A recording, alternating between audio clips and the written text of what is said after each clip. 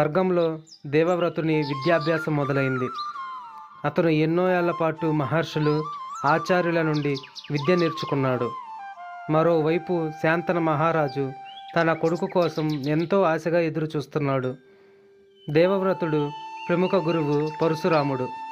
ఆయన నుండి ధనుర్వేదం, అలాగే యుద్ధకళ నేర్చుకున్నాడు.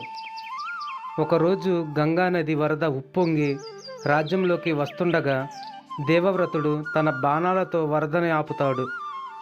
శాంతన మహారాజు దేవవ్రతుడి నైపుణ్యతను చూసి ఎవరు నువ్వు అని అడుగుతాడు. స్వర్గంలో దేవవ్రతుని విద్యాభ్యాసం మొదలైంది.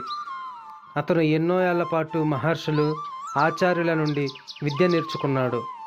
మరోవైపు శాంతన మహారాజు తన కొడుకు కోసం ఎంతో ఆశగా ఎదురు చూస్తున్నాడు. దేవవ్రతుడు ప్రముఖ గురువు పరశురాముడు. ఆయన నుండి ధనుర్వేదం, అలాగే యుద్ధకళ నేర్చుకున్నాడు. ఒకరోజు గంగానది వరద ఉప్పొంగి రాజ్యంలోకి వస్తుండగా దేవవ్రతుడు తన బాణాలతో వరదని ఆపుతాడు. శాంతన మహారాజు దేవవ్రతుడి నైపుణ్యతను చూసి ఎవరు నువ్వు అని అడుగుతాడు. ఇంతలో గంగాదేవి వచ్చి, తను మీ కొడుకే మహారాజా, సరైన సమయం వచ్చినప్పుడు మీ దగ్గరికి తీసుకొస్తానని చెప్పాను కదా,